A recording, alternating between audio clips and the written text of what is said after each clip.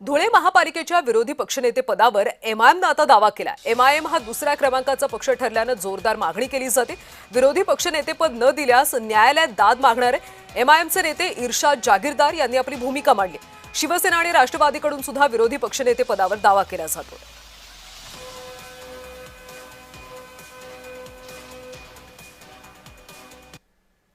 धुळे महापालिकेची निवडणूक होऊन जवळजवळ 5 महिने होत आलेले, तरी सेकंड लार्जेस्ट पार्टी म्हणून एमआयएमला लोकांनी पसंती दिल्यावर सुद्धा विरोधी पक्ष नेता डिक्लेअर होत नाहीये। हे लोकशाहीसाठी अत्यंत घातक गोष्ट आहे।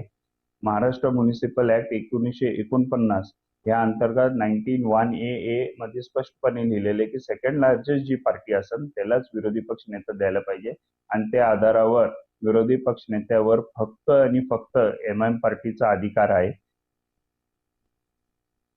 दीपक खोपडे यांच्या नावाची त्या ठिकाणी शिफारस केलेली आहे की विरोधी पक्षनेता आपण त्या ठिकाणी त्यांना दिला पाहिजे, परंतु या ठिकाणी आम्हाला असं वाटतं की काहीतरी राजकारण होतंय आणि याच्या पडद्याच्या मागे काहीतरी खेळी त्या ठिकाणी घडण्याची दाट शक्यता आहे। त्यांना आम्ही महायुतीमध्ये देखील सोबत आहोत, पण कुठेतरी शिवसेनेची आणि शहर विकास आघाडीची त्या ठिकाणी त्यांना धास्ती त्या ठिकाणी वाटते, म्हणून आम्हाला अजूनपर्यंत विरोधी पक्ष नेता त्या ठिकाणी देण्यात आलेला नाही।